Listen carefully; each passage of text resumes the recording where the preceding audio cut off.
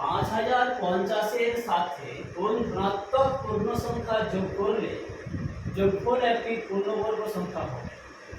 Condition কি আছে, যে সংখ্যাটা আমি যোগ করব সেটি অবশ্যই ধনাত্মক পূর্ণ সংখ্যা হতে হবে। তাহলে কি করব, প্রথমে 5050 এর বর্গমূল নির্ণয় করব। ডান দিক থেকে জোড়ায় দাগ দিলাম,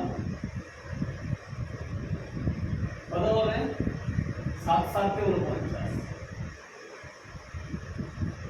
থাকলো কত 1, নামবে কত 50, এখানে কত আছে 7, তাহলে 7 এর ডবল 14, 141 থেকে 141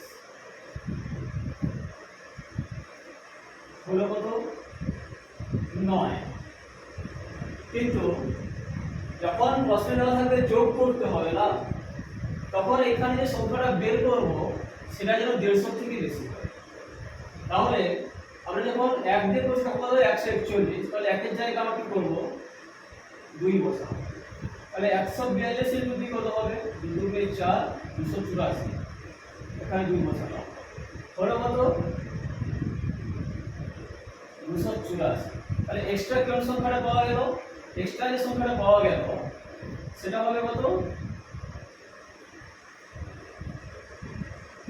4 3 1, 134 টা আমরা এক্সট্রা পেলাম।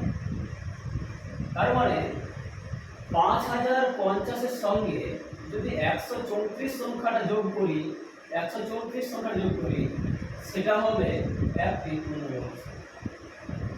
এখন আমাদের প্রমাণ করতে হবে যে 5184 এটা পূর্ণবর্গ কিনা। তাহলে 5184 পূর্ণবর্গ দেখে নিই।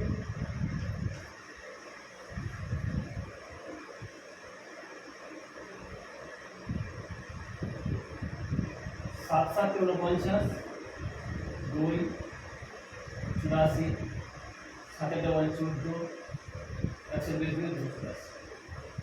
তাহলে আমরা প্রমাণ করে দিলাম যে 5184 একটি পূর্ণবর্গ সংখ্যা।